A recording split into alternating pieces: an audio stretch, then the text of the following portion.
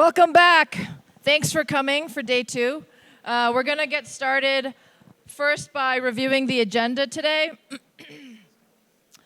So we started yesterday about focusing on the public pathway, getting a little review about that, and getting a sense of where different countries have done some work.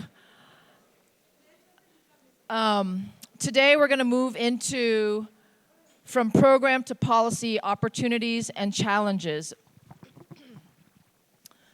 The first section of the day is the first half of the day, and what we're going to do is we're going to hear from 20 different countries about how they see the fights for public energy and the struggle against privatization, how we can move forward from those places in individual countries and the individual conditions that people and unions have been facing. And so we're kind of looking forward here and thinking about what can we do next, building off of what's been done already. So we'll start with that this morning, and then, sure, yeah. And how it's going to be organized is as roundtables by region. So we're going to start with Asia Pacific, we'll move to Africa, and then we'll hear from Latin America and the Caribbean. So that will be the entire morning. And in a way, you know, we've titled it Mapping Public Pathway Opportunities in the Global South. In a way, how we are conceiving of this is that there will be, with the interventions, a sense of how to move forward in kind of a step-by-step way in these different countries. Then, and during that period in the morning, we will have a break somewhere, but we're going to figure it out as we go along because of just the timing of how the interventions go. Then we will break for lunch.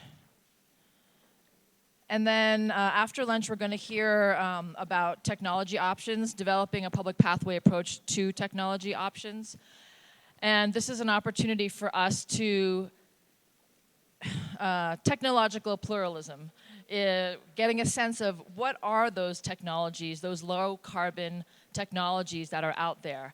And from a public pathway, how do we actually think about approaching those different technologies? Obviously, it's going to be different in different countries because there'll be different conditions, different opportunities, different infrastructure, different laws or policies already in place. And we want to get a chance to approach technologies, but very clearly from a public pathway, and what we want to advance that conversation. Next, in session 8 is the group discussions on the draft working paper towards a new international energy order, which we have heard a little bit about yesterday.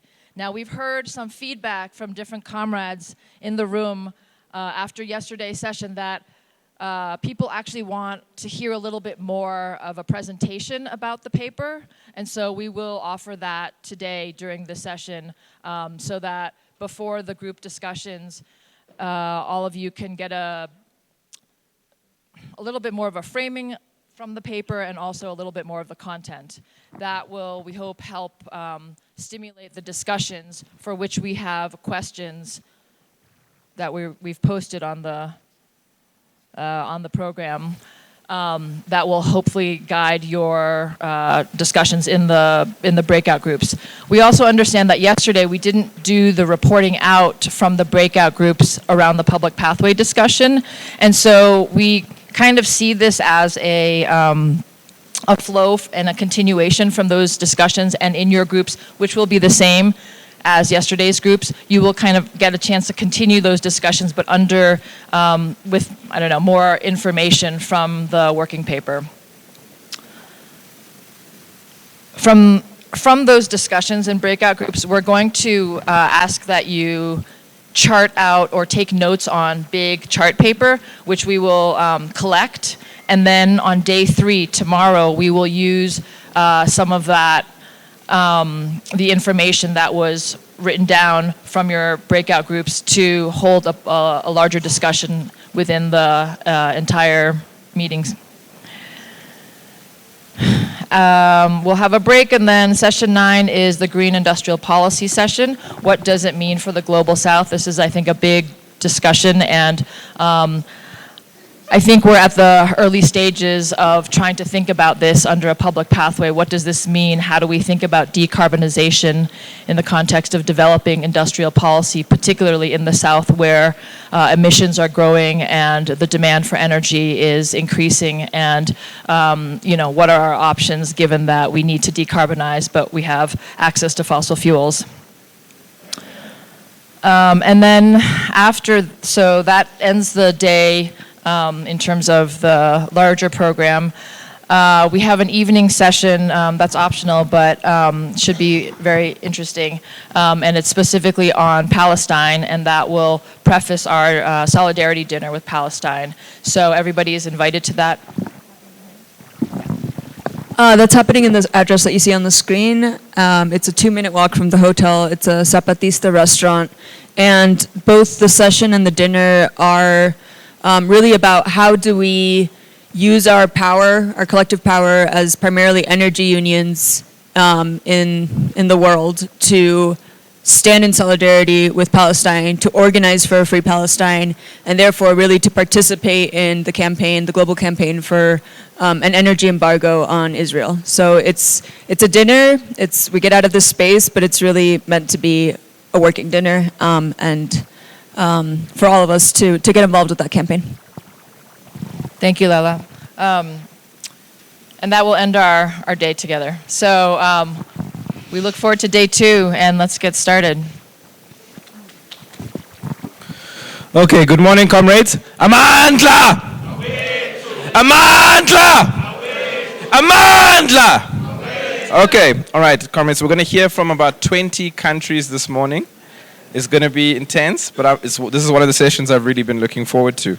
We sent around a short survey to some of the speakers that we're going to be listening to shortly from the 20 countries, and we just wanted to, I think part of the exercise here really is that we're trying to develop some common language around the public pathway, leading up into this, for those who've been at different 2-8 events and meetings, there's different interpretations of the public pathway.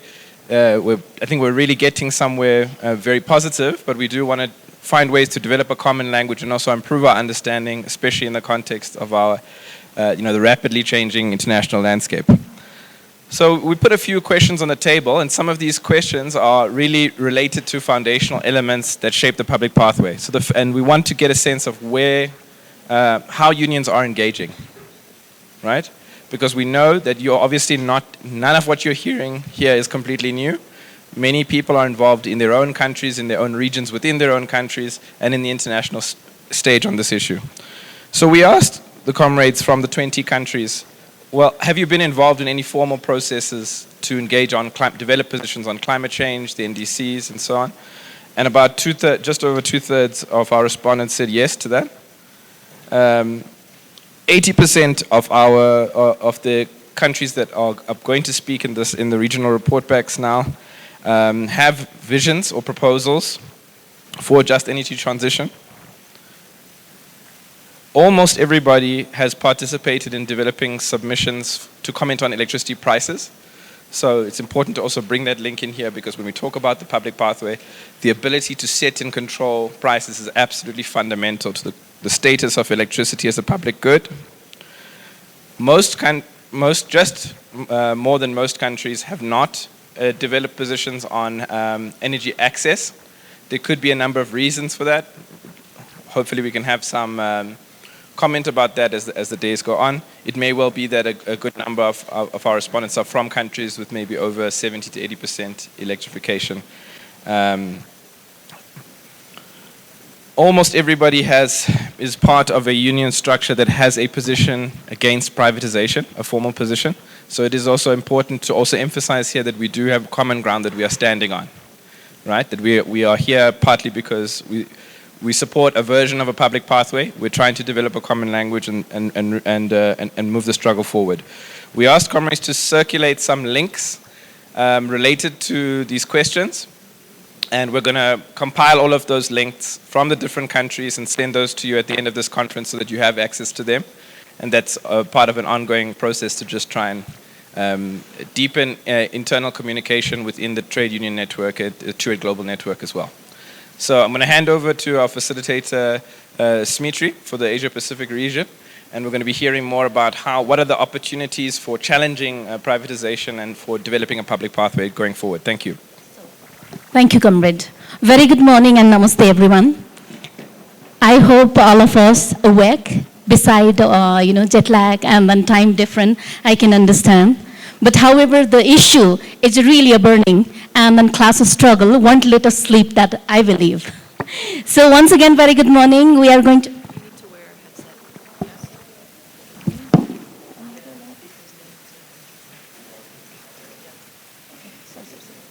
Sorry, some technical issues, yeah.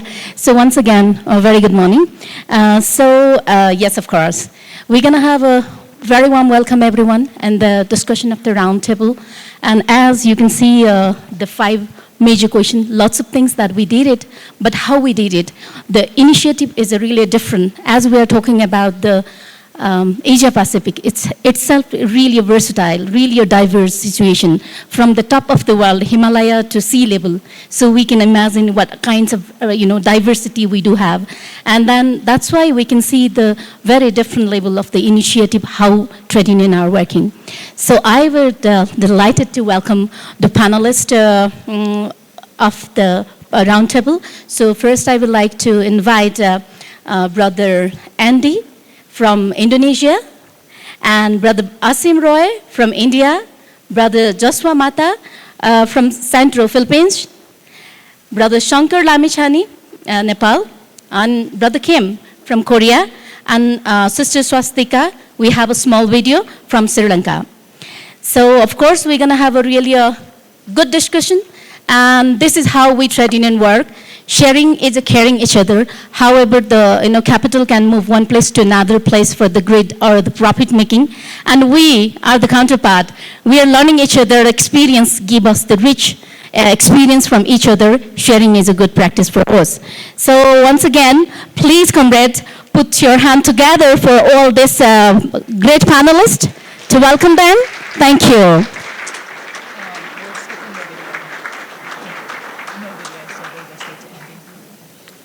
Okay, of course, it's a little bit difficult because 20 countries, lots of experience, and the limitation of the time is also we have. So first now, we will take directly to the session with the comrades, sharing from their challenges, how do they overcome as a trade union.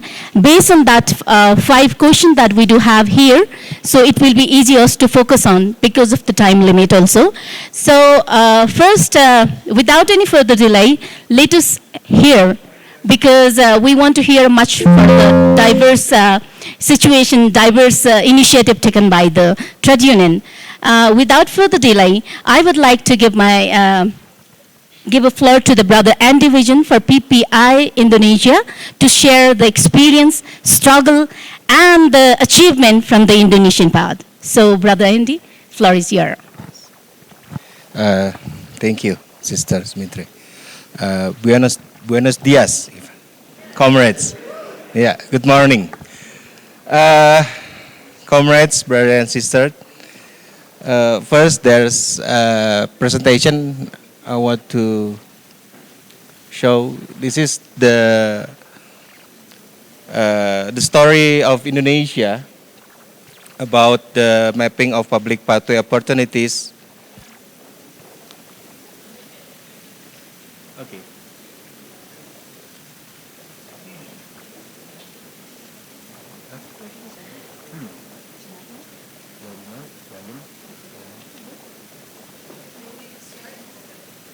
Yeah, first, the electrification of Indonesia is in 2022 is nearly 100%.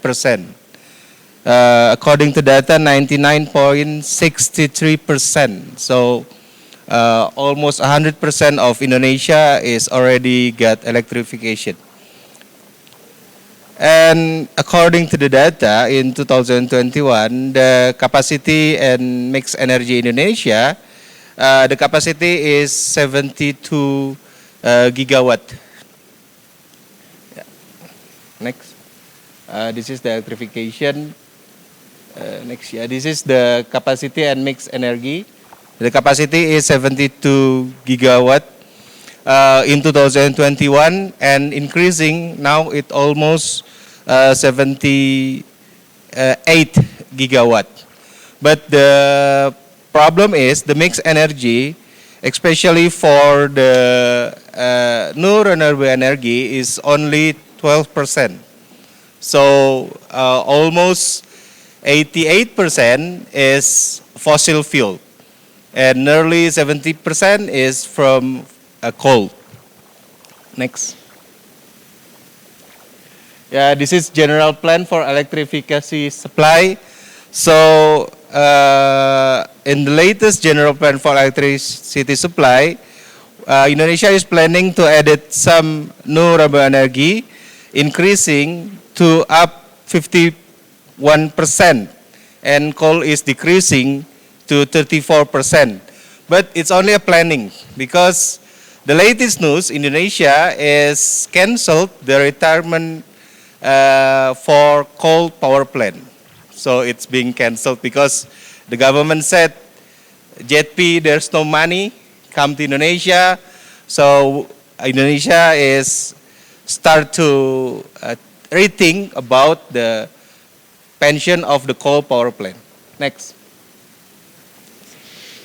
Yeah, this is the condition of Indonesia for the transition energy. Indonesia is one of the country that have a specific condition.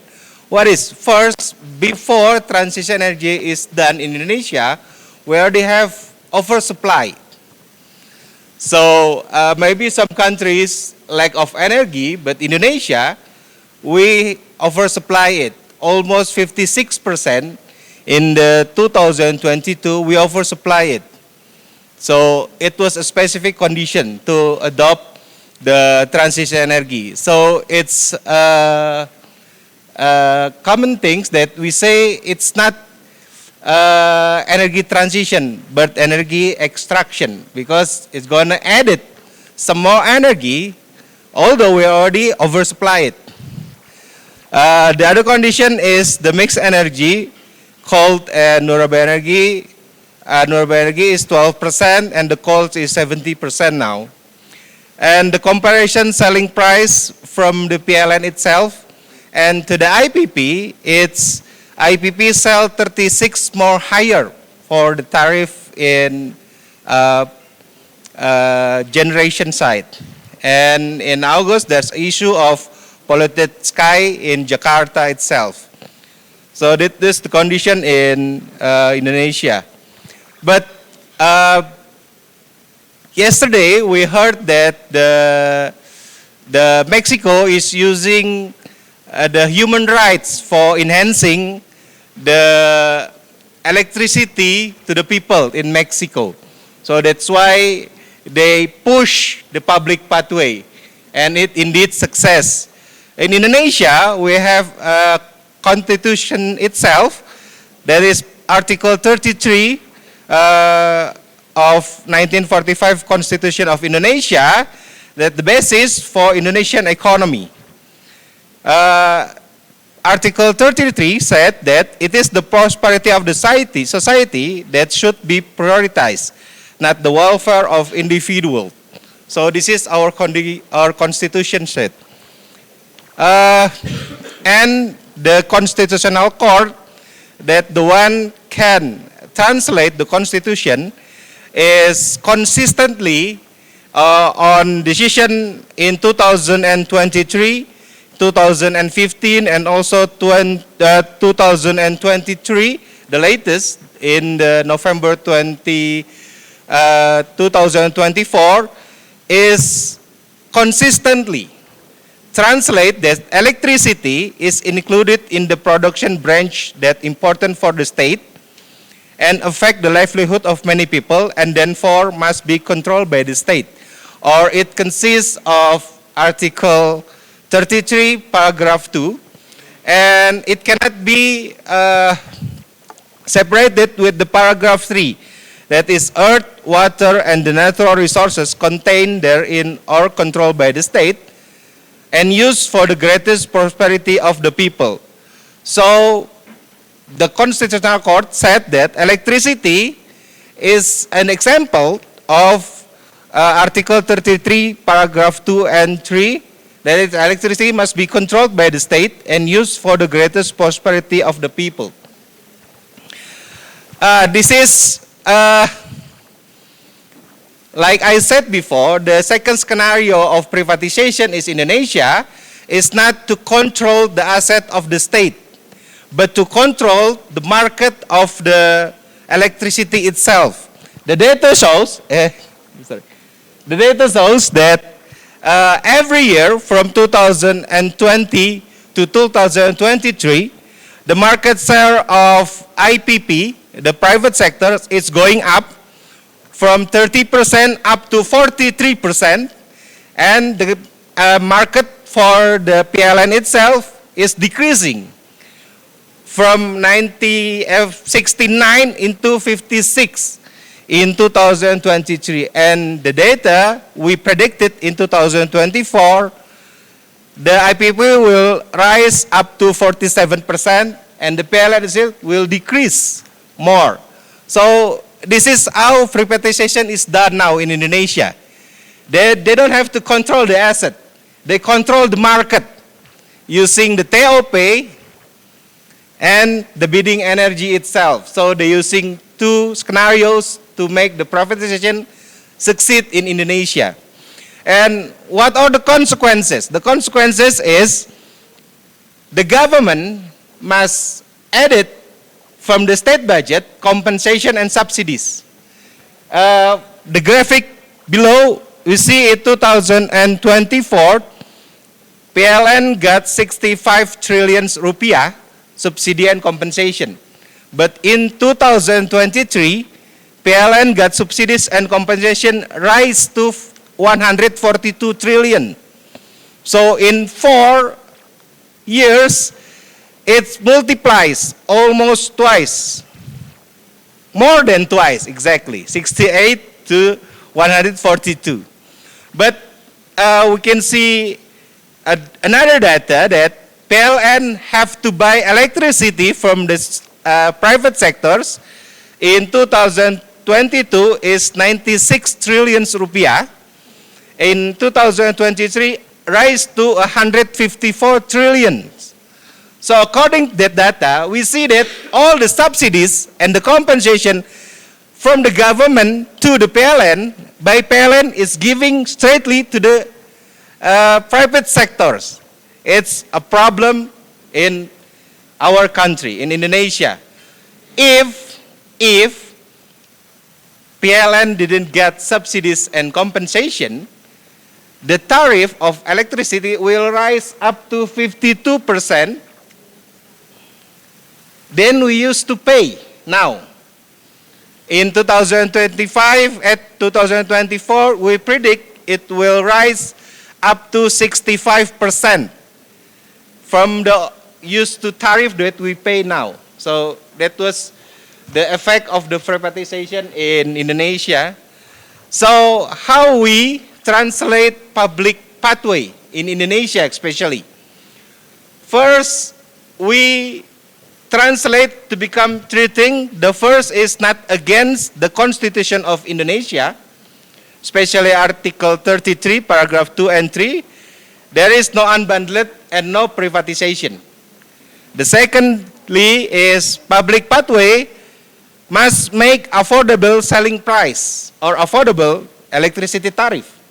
And the third is public pathway is ensuring the safety to consumer and environment. So there is, we translate public pathway in Indonesia now. Why? Because if we say not with the language that the people used to hear, it's gonna make us difficult to socialize it everywhere.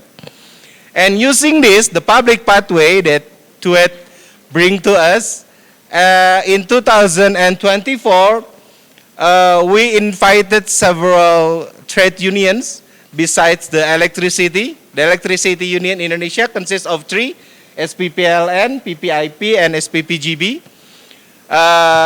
And we collide, we invite a lot of other trade union, confederation from Indonesia, and that's why we become one to alliance, that is GECANAS.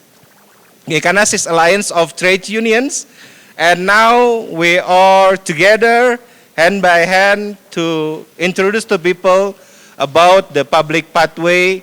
Using this translate three things, we translate about public pathway. So there is all, I think. Thank you very much. Muchas gracias. Merci beaucoup. Muito obrigado. And terima kasih. Thank you so much. This is how the union have been working, existing policies and then union initiative and some of the good practices that we've done. Thank you for sharing this. So without any further delay, I would like to go for another comrades to share. So here I would like to give the floor to Comrade Ashim to share the Indian perspective within that. So floor is yours, Brother Ashim. Good morning, comrades. I'll be very brief because we have been told it'll be 2 to 3 minutes. So it's very difficult to really share the experience of Indian trade union movement on electricity struggle, which has been going on for last 20 years. Before even the climate change issues came up, we had a very vigorous, strong electricity workers movement in India, and has been at the forefront of anti-privatization struggles. In fact, we have gone through major nationwide strikes to oppose the privatization, and there's a long history to it, and we can share with comrades much more detail if you want to. And we have a very, very wide area of alliance of the unions, which includes even the power engineers, which is a very important part of electricity workers union. And so both the power engineers and the electricity workers have combined into a common front to fight against the privatization. Now, we did also attempted to have constitutional mechanism, but unfortunately for India, though it's a part of the directive principles of Indian Constitution, the government, the judiciary decided that the economic policy and privatization comes in the realm of economic policy is something which is not executable, in the sense that if the government takes a decision, there will be no justificability of it. But that apart, that did not stop the movement from opposing it.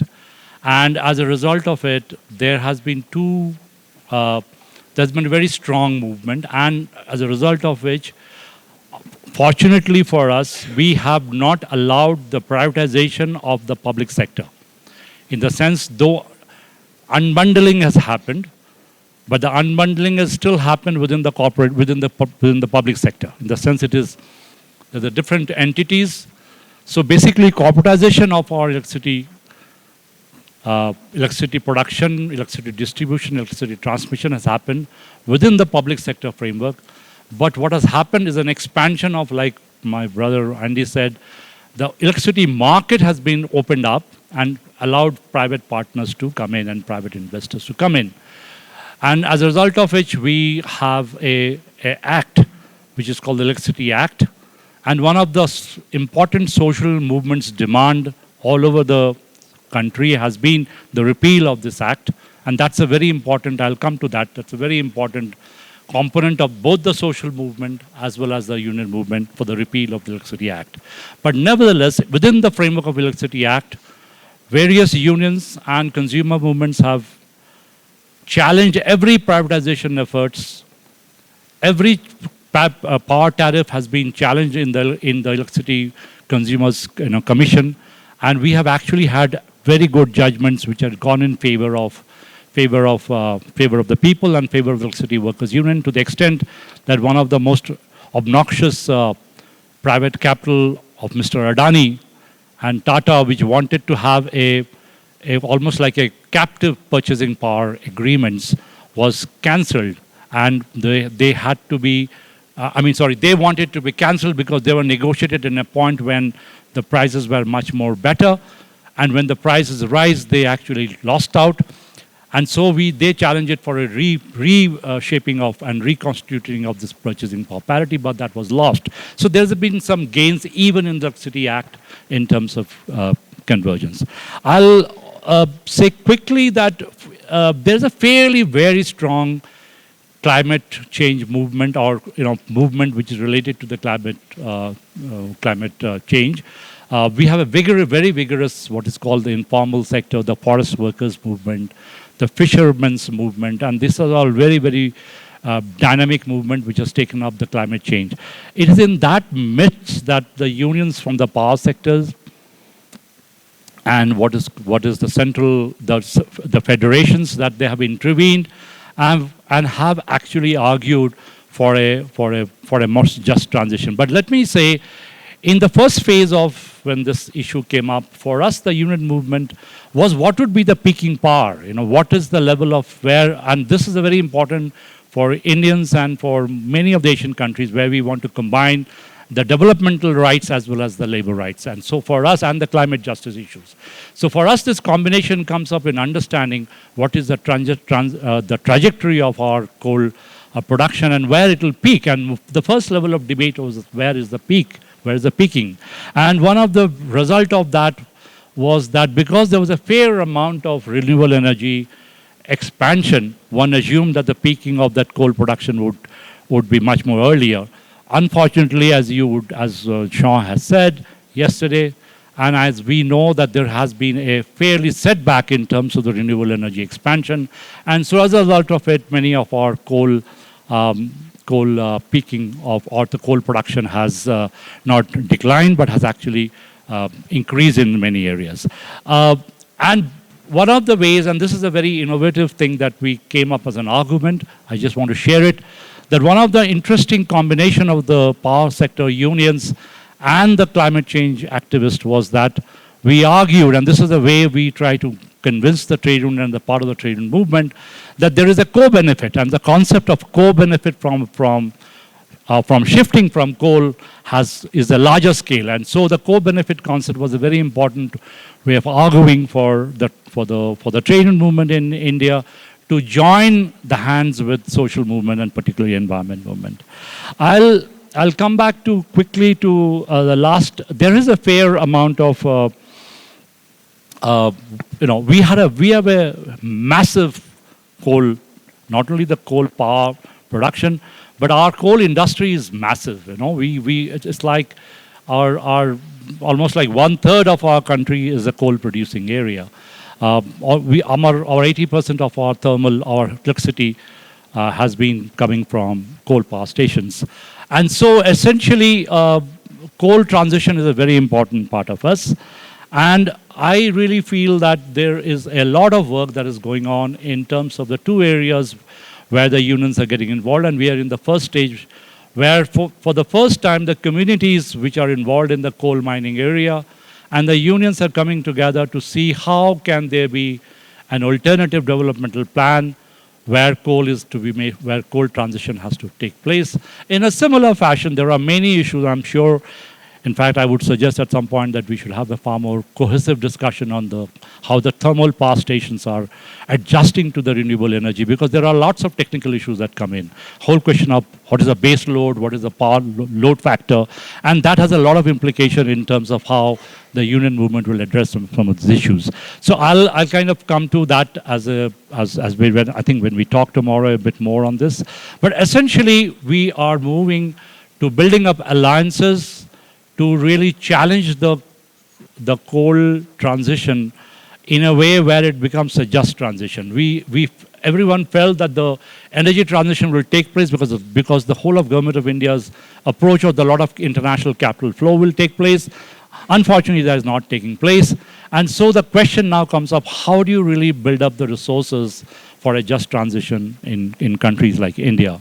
I'll end with like many of comrades have said about the constitutional gains. I would say that there's a very important, just a month ago, our constitutional bench has given for the first time the right to be adapted to climate change as a right, as a fundamental right, in the sense that if the government has to change someone because of adversarial impact of the climate change, then his life has to be secured and his livelihood has to be secured. So that's an important constitutional gain which has happened. But like all constitutional gains, until they become a part of a people's movement and they become actionable, it doesn't really reach the people. So that's the broad framework in which our work, our union, as I said, the Electricity Workers Union, the central trade unions have been very much involved in both anti-privatization movement and in the climate change campaign. Yeah, so I'll end there. Thank you. Yes. Thank you, comrade, for sharing. The path is always not easy for us, always fight back for the issues. The moment brings the changes, that is what, during the just transition also, the decent work should be ensured for the workers. That is our motive. Thank you for sharing this. And of course, now next comrade that we want to go for the Philippines, Comrade Josua, that I would like to request that the panelists for wrap up within 4 to 5 minutes, because we have more Tony unions to hear. So here I give the floor to Josua. Thank you so much. I'll try my best. Just to wake up everyone, when I say Sangbagsak, bang the table all at the same time in an organized fashion. Sangbagsak! Come on. We're changing the world. We've got to be more organized than that. Sangbagsak! Excellent. Several points. One, on let me just jump right into it. And I apologize to the translators if I'm speaking too fast, just tell me. First, on just transition, there has been a major fight over just transition, particularly in the transport sector, and our ITF colleagues here in the room are very much aware of that. No, there's some successes, but there's also a lot of problems still. Second, in terms of just transition still, workers in the power industry, particularly in the electric cooperatives, they have started fighting and have succeeded in putting just transition provisions in their collective bargaining agreement. That's great. The problem is, so what is it that they're going to negotiate? so they're trying to develop that right now. But at least now they have some platform in their collective bargaining. Second, am I too fast for the translators? Okay, I'll try to slow down. And that means you'll increase my time. Second, on REs, renewable energies, while renewable energy use in the Philippine production in the Philippines is slightly increasing, we're still very dependent on fossil fuels, coal, oil, and natural gas. There's a big fight, and we in Sentro are supporting this big fight over a huge dam that's being created, financed by China, because it's posing dangers to a number of IPs, indigenous people in that community. We're also working with various civil society organizations in advancing renewable energies, and we have started a project where we're trying to have community immersions for students and renewable energy experts so that they would understand how they can adopt the technology for community use. No? So those are the stuff that we're trying to do on renewable energies. Third, there have been several fights against coal plants, and there's also we're gearing up for a big fight over the revival of a nuclear power plant. Just to let you know that the father of the current president, the dictator, the Marcos Sr., tried to build a nuclear power plant right on top of an earthquake fault. All right? Excellent, right? It was originally priced at $600 million then. It went up to $1 billion and finally ended up with $2 billion, and we never got a reactor. Excellent. So that was stopped. It was mothballed. No? And we said after the fall of dictatorship, never again. And guess what? Now we have the sun to deal with. And the sun wants to revive this power plant. So we're fighting. There's going to be a big fight on that. I don't have right now, to be honest, with all the insecurity, the uncertainties of how do we address climate change. I have no ideological opposition to nuclear power plant, to be honest. No, but here's my problem. My government can't even collect garbage. properly. So how the hell do we deal with nuclear power plant waste? That is a big, big problem for us. Next, defending electric cooperatives. And this is where the whole energy democracy for us comes in. We've been defending electric cooperatives in the Philippines. Most people will get electricity from electric cooperatives, which we copied from the US, being a loyal colonial servant of the US. So we copied it, and most people from rural areas would get their electricity from these electric cooperatives. There are about 100. Last count was, I think it's 121, and we spent billions and billions. The state spent billions to develop it. Now that they have almost fully electrified their respective areas, the private sector would want to come in, and we've been fighting them, for the past 10 years successfully. Unfortunately, and here's the bad news: last year there was a major setback. One major company has found a way to do it, and what they do is that they started taking over the franchise area of electric cooperatives, simply by buying it out. So that's going to be a big problem. Last 2 points, because I only have 2 minutes. This is one. Okay. I saw 2 minutes. So we're trying to amend the IPIRA law, which basically led to the privatization, because it has failed. Please believe me when I say that there's no way that privatizing electricity could ever lead to any efficiency, to lowering the cost, or anything else. It's a sham. It's a problem, and we're trying to change that. But government hasn't been listening. Now they want to change the law, finally.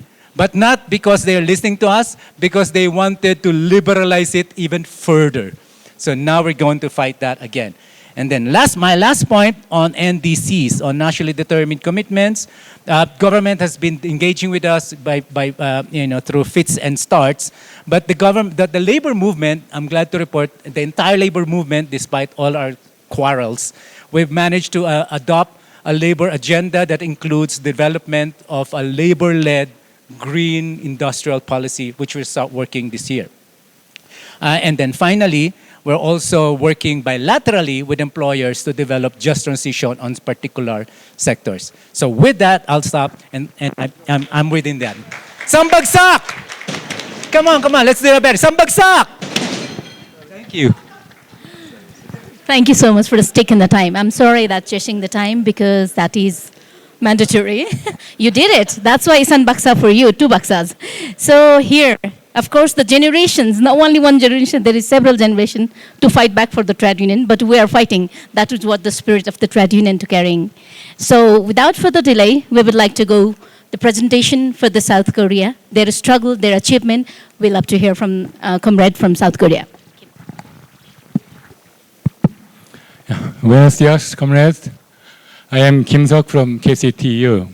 I am so happy to join this inspiring meeting. However, I might not have been able to be here today.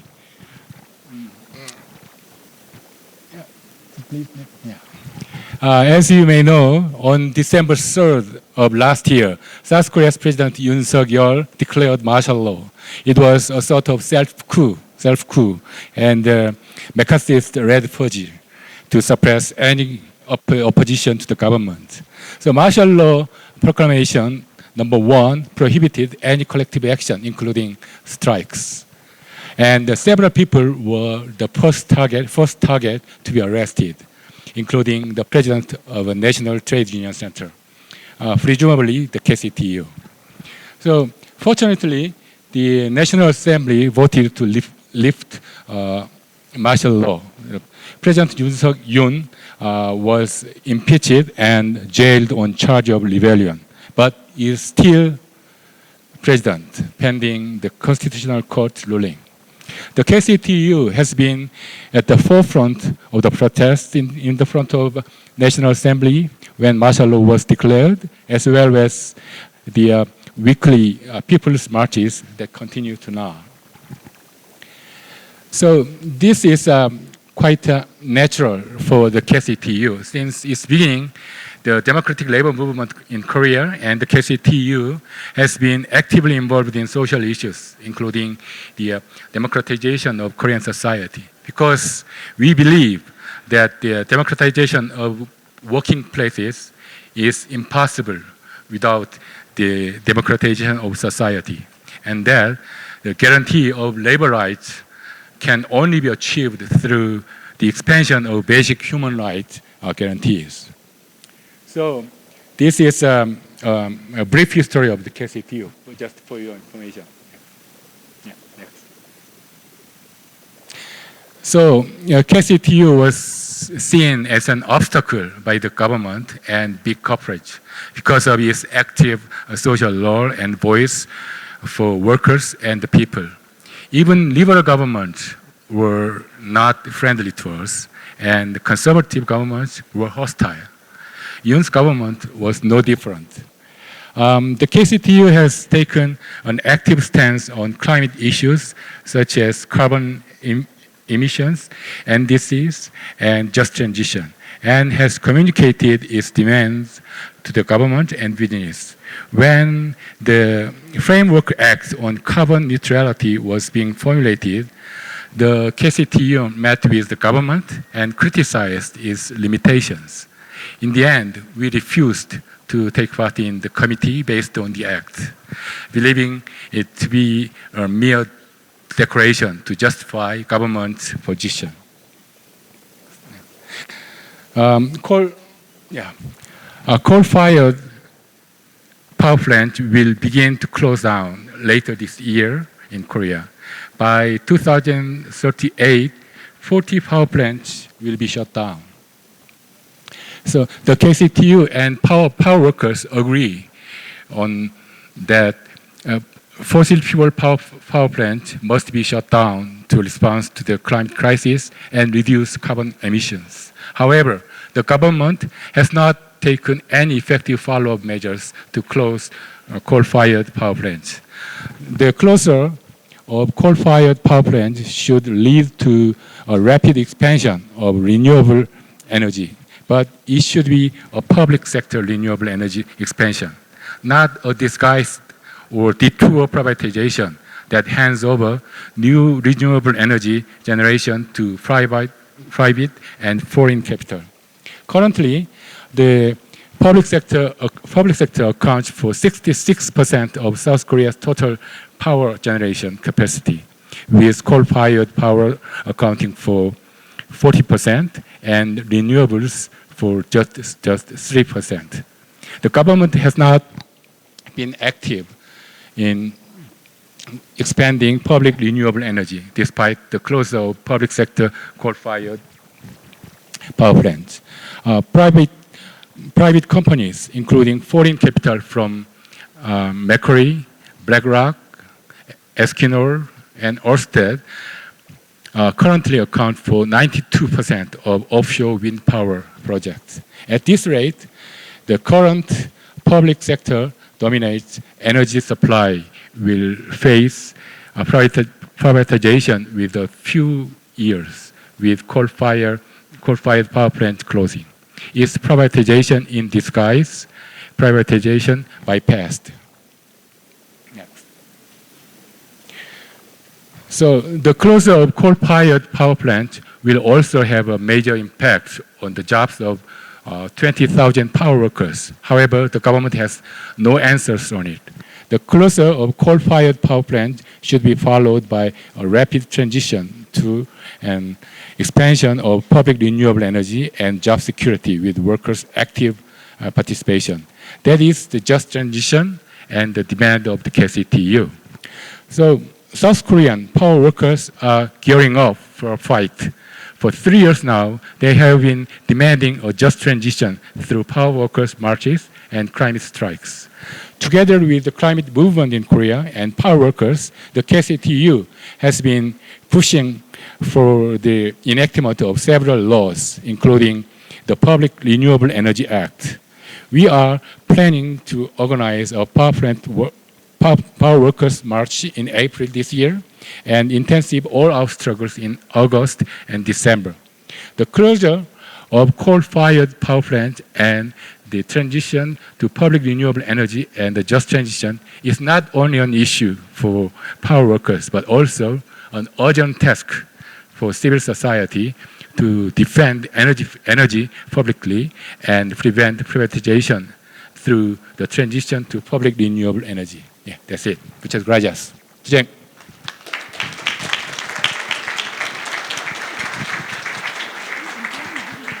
That's good. Yes, this is how. And a Korean, Korean example gave us, more you suppress, more we grow stronger. So Tujen comrade in his struggle. So here we started with the all sea level, what exactly about 100% fossil fuel or the coal energy. Now we are going to the Himalayas, where about 100% is renewable energy, but the struggle is something different. How taking a different situation, different initiative by the trade union. Last but not the least, Comrade Lamichhane to share the Nepal initiative. Thank you. Floor is yours. Thank you, Comrade Smritee, and all the comrades in the conference. Good morning and namaskar from Nepal. As Sister has already told that we are the country having 100% renewable energy in the electricity, electricity sector. But in reality, I will go not in the production process, but in the consumption process. As the energy consumption in the country, if you will evaluate in our country, our energy supply is mostly from 66.7% energy comes from biomass. That is cow dungs, animal dungs, agricultural waste, and all these things are the major source of energy for the people, especially in heating and cooking process. Then comes 6.3% of energy comes from the coal, 20.2% energy that comes from the fossil fuel, that's the petroleum and other things. And then the 66.7% energy that comes from the biomass. And 66.3% is the coal supplies energy. 20.2% energy comes from oil. And 6% energy that is supplied from the electricity. And the electricity is entirely renewable. That if we'll go for the 6% energy source in the country, that out of that, 99% comes from the hydroelectricity, and 1% that is from solar and wind. We don't have that fossil fuel-based energy production, energy generation. This is the situation in our country. And in terms of potentiality of the country, suppose that 42,000 megawatt energy can be produced from run-off rivers. That can grow more. That can be higher in the capacity if that is produced through the reservoir-based process. If a country deployed the reservoir-based product.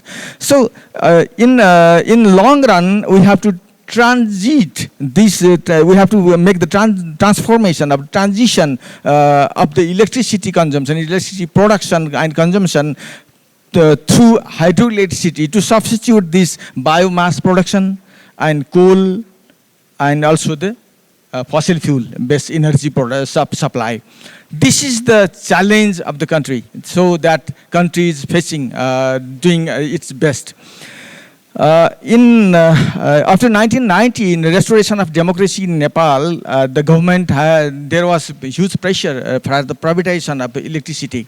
There is one electricity company we have, that is Electricity Authority of Nepal, that controls all the electricity production, transmission, and distribution. After 1990, government tried somehow to unbundle this company, which was already taking all this responsibility. But due to huge resistance from trade union movement, till now, we have controlled this distribution and transmission to the government. The government is holding, but production process is gone to the private also. In reality, we have to accept it. Till now, the government in Nepal, we have around 2,800 megawatt energy. Total hydroelectricity is 2,800 megawatt. Out of that, 2,100 megawatt is produced by private sector. This is the reality anyway. The government production is not so sufficient enough. In this type of situation, we have to fight against the privatization. We have to fight against the private production. We have to reclaim for the government ownership and 100% ownership in production process also from the government. This is the fighting from our side. In this regards, what we have to do is from the union side, we have to be more proactive from the trade union movement. We have to give assurance to the government that the union people and working peoples who will be in more collaborative for the production process and also to accelerate the production process to mitigate the demand of electricity in the country. While observing these 5 questions, I have found that I have found there is some insight I have received. I have found that some insight for the trade union movement in Nepal. For the first question, how far we have been participating in the formulation of national determining contribution, nationally determined contribution, NDC's process, I have found that trade union movement is less involved, not sufficient. They are not involved properly. We are not involved there. Government decide whatever is this. In energy transition process, we are involving. We are claiming different through different events to the demanding with the government. And while about prices also, we are concerned about it and we are demanding to the government different way. And for other 2 questions, we are not sufficiently making our commitment, our demand, our position. This is the situation. That gives that trade union movement Nepal have to be proactive and we have to work together. I think this is due to the energy democracy issue is not being that much of prime issue for the Nepalese trade union movement because we are struggling with minimum wage. We are struggling with decent work. So it is not being prime issue for trade union movement, but we have to work on it because this is the prime concern of other issues also because this drives other issues. If there is energy sufficiency, then there will be economic development, industrialization, other activities will be there. Then that will lead to us to attain the goal of higher decent work situation. So we have to work on energy democracy. And this is my commitment that from UNI Nepal and also from the Nepalese trade union movement, we are starting that for the common platform to develop and to discuss on it and finding our roles as respective trade union movements to contribute for the energy democracy in the country. Thank you.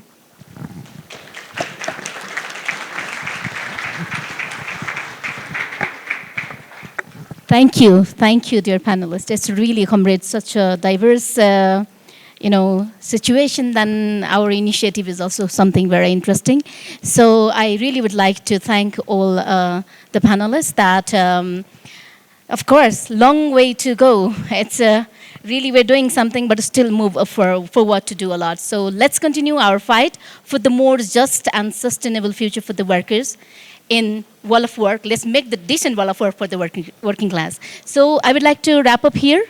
For the video, maybe in the lunchtime or somehow we can, so if there is, or if the time didn't allow, then they will share. So thank you again for this opportunity. Thank you.